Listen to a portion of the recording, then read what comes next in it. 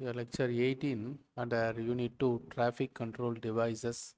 So, we have discussed in the previous lectures the various signboards, signs, warning signs, informatory signs, kind of things. So, they are boards. We need to keep it then and there continuously in the work site. So, apart from that, we to regulate the traffic, to streamline the traffic, we use various channelizing devices. So these channelizing devices, name itself, it indicates that which channelize the traffic movement, streamline the traffic movement. It can be drums, traffic drums or traffic cones, barricades, traffic islands, even the roundabout is comes under channelizing devices. Whichever uh, material or whichever equipment or whichever the device used to segregate or merging, diverging and merging of traffic taking place. So that devices are called channelizing devices. The function of channelizing devices is to warn, it gives a warning and channelize the movement of road users through changed path. So main thing is you have to take a deviation or a closure of road. For that you need to merge the traffic movement due to the condition created due to work activity near the roadway. So for that these channelizing devices are very much helpful.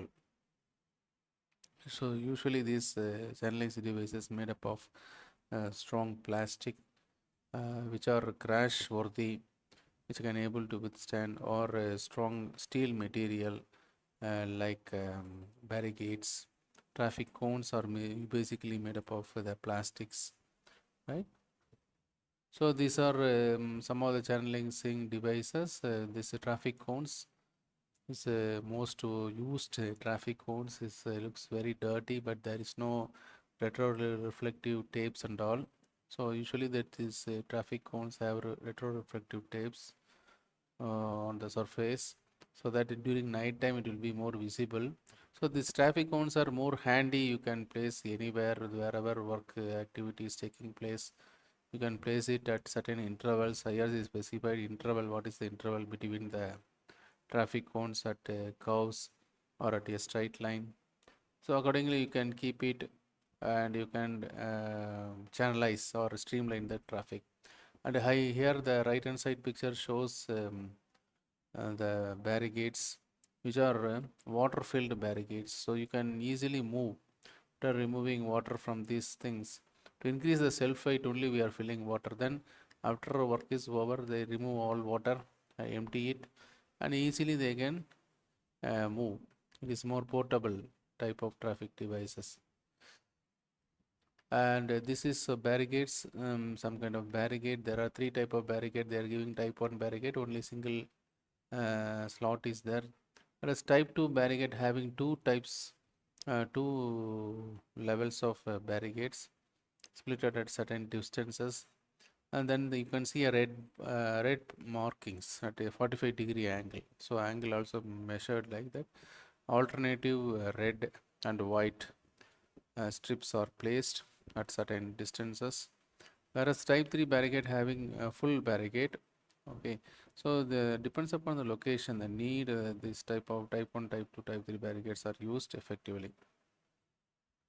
Similarly, the direction indicator barricade, which gives direction to some traffic diversion, is there. In addition to this barricade, you need to barricade is mainly for to stop the traffic. So in addition to that, some arrow mark which direction the traffic has to deviate. So for that arrow mark also it is attached, and with a flashing signal on top, flashing orange or amber. So that gives an alert to the driver. So channeling devices provide and facilitate smooth and gradual vehicle traffic flow from one lane to the another, onto a bypass or a detour or into a narrower traveler way. So wherever, so whatever diversion you need or a single lane closure. Okay, so to operate this streamline this traffic movement, so this type of barricades are very much helpful. Okay, like water, how you are streamlining water in irrigation purpose. Similarly, traffic also can be streamlined using these channelizing devices. So you can see in the flexible, in the median, you can see a flexible median markers with reflective tapes. During night time, the median will be clearly visible. The median also one of the channelizing device. So it is segregating opposite direction of traffic, right? So it is wherever the traffic segregation is taking place, maybe pedestrian and fast moving vehicle or fast moving vehicle with the workspace. So whatever for segregating purpose, whatever devices you are using, that is called the channelizing device. So here you see a person is standing and with a cone and with a stop. It's a one-way operation. So the road is too narrow. So the opposite side is showing stop. So the vehicle has to stop at the stop line. The opposite side is moving. Traffic is moving. So after some time, the another side guy will show a stop sign so that the vehicle in the opposite direction stop. And in this from this direction, the traffic will be operated. So likewise, the traffic cones are effectively used for this purpose of work zone operation, traffic operation, streamlining purposes. All right. So inside the traffic cone zone, you can see the construction equipments which are doing some activity. So here they are segregating the construction equipment from moving traffic. So this picture clearly shows the barricades or the channelizing device which are mainly used for pedestrian traffic. Pedestrian traffic is a slow moving vehicle, slow moving traffic. So that need to be segregated from a fast moving vehicle like cars and trucks. So for that this type of simple barricade is used and with symbols. Yeah, okay, on either side they kept it is for pedestrian walkway so that pedestrian can use this. Here you are segregating fast moving vehicle from slow moving vehicle are segregated from fast moving vehicles. Right? So yeah, the danger or the safety of pedestrians are very much important. Okay, the barricade should be strong enough to withstand even in case of vehicle comes and hit on the barricade, it had able to observe the crashes. It should not cause any damage to the pedestrians. So such a way that it should be properly designed, right? And as far as possible, this pedestrian traffic should be away from the moving traffic. Okay, maybe you can make some level difference. Maybe foot over bridge, temporary foot over bridge you may construct for pedestrian crossing, and also these are best way to segregate the pedestrian from the moving traffic. So this is another important task of a traffic engineer in the construction site. Some blind people may be using the road, so that for them they do not know which is the road boundary, which is the footpath, where the footpath is starting for that. So this type of bands or scrubs can be used on the pavement at the footpath edge, so that the blind person can able to see yes the road is end, and this type of scrubs shows that the zebra cross is starting. And in addition to that, there is some kind of announcement also made through these mics. You can see that.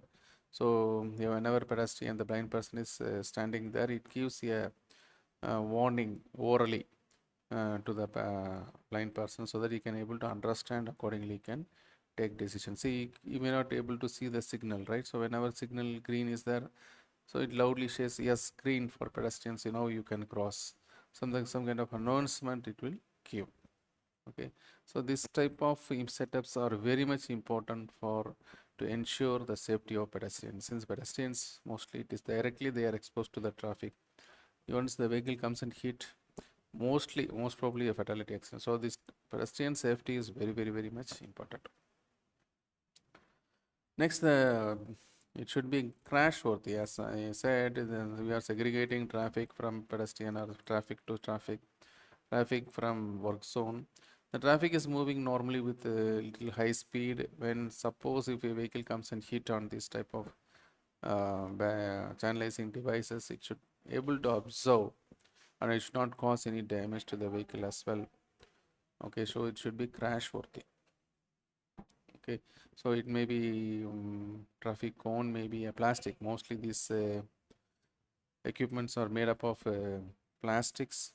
Okay, so plastic can able to observe the attack of a vehicle and it doesn't damage the vehicle as well. Okay, so the plastic may get damaged, so you can replace it. It's not too costly, so you can replace it. Next, the retroreflective. Yes, it is very important during night time, especially these channelizing devices should be visible to the road users clearly, or that reflective lights can be used like this. Whenever the headlight is falls on this retroreflective lights, it will be get reflected to the driver so that he can able to see, yes, some kind of apparatus is there, so you can take decision accordingly. Suppose if it is not there, the apparatus may not be visible to the driver, especially during night time.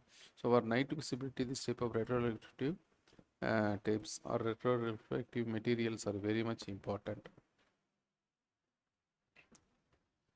Next, the traffic cones. So you can see the traffic cones very normally we are doing in day-to-day traffic.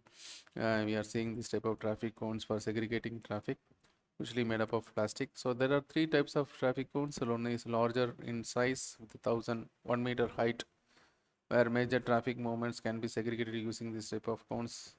The next is 750 mm height. The another one is 500 millimeter height. So what my recommendation, in my opinion, what my recommendation is, the larger cone should be given for pedestrian safety, so that it gives more safe for pedestrians, and the larger cones having more reflective tapes, so that it is night visibility is better, especially during the night time. So this size of the cones, what is the thickness of the tape, height from where you need to stick, all these standards are given in IRC 55 itself. So you can refer this, okay, whenever you are preparing or purchasing traffic cones. So you can see that based on the speed limit, the spacing between the traffic cones varies. All right. So usually the straight path means 9 meter spacing they are providing. Oh yes, that's based on the speed limit, the size of the cone also varying the height. So a very high speed corridor like expressways, we are using larger size cones, whereas very normal roadways we are using, yeah, smaller size traffic cones. And a minimum of 300 meter clear distance between traffic and the cone should be maintained, so that the driver feels more comfortable whenever he is driving. You should not be very close to the wheel axle, so it should be well away from the, at least 1 feet away from the wheel, so that driver can safely drive. Next, the tubular markers. So tubular markers in bridges, flyovers, where you need to segregate the opposite traffic movement, this type of tubular markers are used. These are more flexible. Even the vehicle hits, it doesn't get damaged. It doesn't damage the vehicle also. These are usually made up of retroreflective tapes on top, so that at a headlight level, the retroreflective tape always placed at a headlight level, so that the light once fall on these retroreflective tapes, it will get reflected to the driver. This is very important. Okay, these are very simple, not costly. For segregating traffic, this type of tubular devices can be used effectively. Next, hazard markers. You can see the hazard marker made up of usually steel. Okay, so alternative black and yellow strips with a 45-degree angle. Even this type of strips helps you to identify some kind of hazard is there. For example, in this photo, you can see some um, the side wall or the parapet wall of a bridge, so small minor bridge is there. Okay, it is starting. So there is a parapet wall is that it is usually made up of concrete, so the vehicle should not get and hit on this parapet wall. So for that, this type of devices are very much helpful. This will during night time, it is clearly visible during to the driver, so that you will drive properly, safely, well away from this parapet wall. Okay, it may be a minor bridge or a major bridge, the bridge walls especially. So this type of hazard markers you can see. Thank you.